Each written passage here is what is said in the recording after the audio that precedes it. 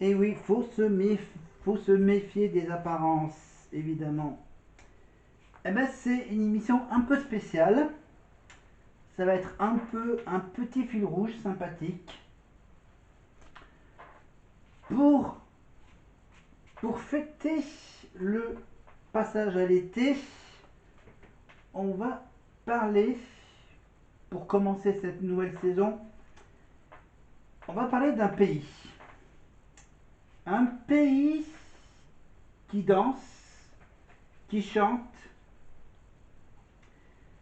un pays coupé en deux, avec le nord et le sud. Et je... Alors, en fait, ça c'est tout le dossier sur un groupe qui s'appelle BTS. BTS. Voilà. Aussi connu sous le nom de Bangtan Boys. Voilà. Les autres noms, donc c'est les Bulletproof, les Boy Scouts, les Bangtan Sony Yanda. Voilà, je donne un indice. Mais moi, ce qui m'intéresse. Où est-ce que j'ai mis le reste de ce qui m'intéresse? J'ai bien sorti le reste du dossier. Non? Où je rêve? J'ai la cuisine. J'ai. Ah, voilà, je vais avoir quelque part par là. Attends, je vais hop, la cuisine ici. Bon, la cuisine, on verra si on aura le temps. Hop là, je retrouve. Voilà, je retrouve mon dossier. On va parler donc de la K-pop, évidemment. Voilà, j'ai une interview de Young Irae. Voilà, Young Irae. Hein, on la connaît surtout dans Secret Story, évidemment. On parlera de la K-pop. Et après la K-pop. Ah oui, là j'ai la K-pop et système K-pop. Ok, on va parler de la K-pop. Voilà, on va rester sur la K-pop, on va rester sur le secret de Drea. Voilà, un diminutif de Andrea, qui est son vrai prénom, à elle. Et parlons donc de cette fameuse coréenne pop, la pop coréenne. Donc avec bien sûr le célèbre groupe BTS. Alors, explication de ce fameux courant musical inventé longtemps après la guerre en 1990. C'est les sources de Wikipédia hein, que je vous donne. Hop là, je décale la lumière vers la caméra. Pas mal. Voilà, aucun lien avec le t-shirt marqué New York. Hein, voilà. Alors, la K-pop. Courant musical inventé longtemps. Après la guerre 1990, en fait, on en a vu un petit bout de cette K-pop en 92, à la suite de la transition vers un État démocratique. Ah oui, l'État démocratique de la Corée du Sud, évidemment. Parce qu'on ne parle même pas de la Corée du Nord. Mais on va parler de la Corée du Sud. Euh, à la suite de la transition vers un État démocratique, sa popularité grandit grâce au groupe. Alors, faut bien pour prononcer, hein, pour prononcer en coréen. Euh, Seo, non, Seo Taiji. Voilà, Seo Taiji and Boys. Voilà. Donc ça c'est une proposition de la fusion de plusieurs styles musicaux. Rock, hip-hop, techno, dont le succès a révolutionné l'industrie musicale en Corée du Sud. L'ajout d'éléments en provenant de musique étrangère devient une pratique banale dans l'industrie de la K-pop. À partir des réseaux sociaux et de la plateforme de partage de vidéos YouTube, la K-pop étend son audience et prolifère grâce à ses services de partage par Internet.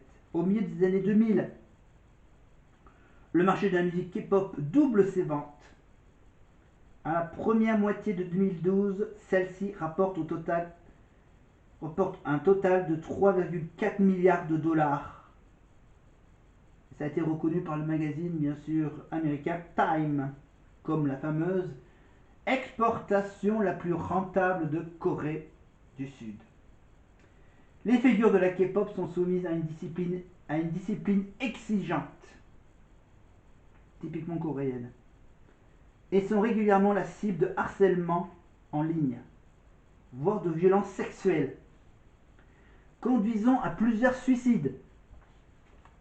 C'est Wikipédia qui le dit. Initialement devenue populaire dans l'Est de l'Asie, durant la fin des années 90, la K-pop s'ouvre au marché japonais au tournant du XXIe siècle grâce à la SM Entertainment et à la star qui s'appelle BoA. À la fin des années 2000, elle passe d'un genre musical à une sous-culture chez les adolescents et chez les jeunes adultes en Asie de l'Est et du Sud. Depuis, la K-pop est présente dans d'autres régions du monde comme l'Amérique latine, dans le nord-est indien, en Afrique du Nord, au Moyen-Orient, en Europe et dans la population immigrée en Occident. Voilà, donc on va faire K-pop. Une question sur la candidate de Secret Story. On va en savoir un peu plus sur cette interview. Donc là, c'est une interview que j'ai trouvée sur internet. Un site coréen, un site franco-coréen, en français évidemment. Alors l'adresse du site c'est Honorary Reporter. Honorary Reporter.korea, c'est la Corée en anglais, .korea.net. Voilà. Honorary Reporters. Voilà. L'interview donc Young Yare, française, coréenne, et la fameuse gagnante de ce fameux télécrochet Girls on Fire. Depuis le 16 avril 2024, donc c'est tout récent, c'est l'année dernière. Depuis le 16 avril 2024, l'émission Girls on Fire attirait des spectateurs par son concept ambitieux. Créer un groupe de K-pop féminin nouvelle génération basé uniquement sur les capacités vocales de ses membres. On peut dire qu'ils ont copié sur Popstar à la vieille époque. Donc voilà, donc former un girls band comme les L5 pour nous en France. Alors, je crois qu'elles sont 5, non le groupe. Bon, on va revenir sur cette histoire avec Drea. Mais après 11 épisodes, donc un peu comme Popstar, après 11 épisodes et de nombreux défis, le concours s'est achevé le 25 juin 2024 par la formation d'un groupe de filles, de 5 filles. Ça tombe bien, L5 aussi. Voilà. Mais ces 5 filles, elles s'appellent, alors prononciation approximative du coréen, Lee Na-young. N-A-Y. N-A et Young comme jeune en anglais. Ensuite, on a donc une fille qui s'appelle, on ne prononce pas le H, Wang Seyong. Il y a tout, en fait, tu as les noms de famille qui finissent par Young. Sauf que il y a le début du nom de famille qui change. Voilà, tu as une Neyong, tu as Seyong, tu as Suyong, tu as Kang Young, et bien sûr, et donc Drea, alias Yang Irae. Voilà, et donc, les reporters, ils ont eu la chance d'échanger avec donc la française sur les réseaux sociaux après sa victoire. D'origine franco-coréenne, Irae a 18 ans. Elle en a quasiment 19. Elle a grandi à Paris. Elle se présente parfois comme Drea Irae. Donc c'est bien ça. Apparemment, son vrai nom coréen, c'est Yang Irae. Voilà. Mais bon, on l'appelle tout simplement Drea. Même dans le monde des secrets.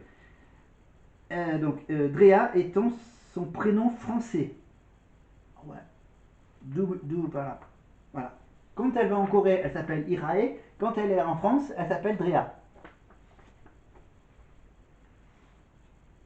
Après, je sais pas l'histoire de Andrea, parce que je crois, j'ai cru entendre, des fois, elle le dit.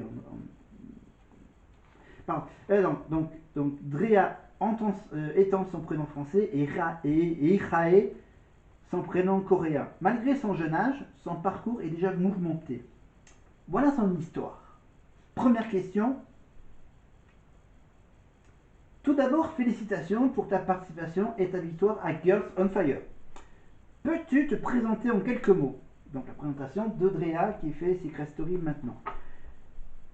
Je suis Drea Irae, née le 26 juillet 2005. Faut qu'elle aille jusqu'au bout, hein, pratiquement. Faut qu'elle aille jusqu'en demi-finale. Pour pouvoir fêter son anniversaire dans la Maison des Secrets. Voilà, son anniversaire le 26 juillet, donc ça sera juste avant la finale de Secret.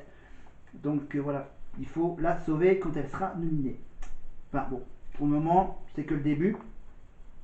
Donc 26 juillet 2005 à Paris. Donc elle va fêter ses 20 ans, peut-être dans la maison des secrets. Alors d'ailleurs, une petite anecdote sur son passeport français.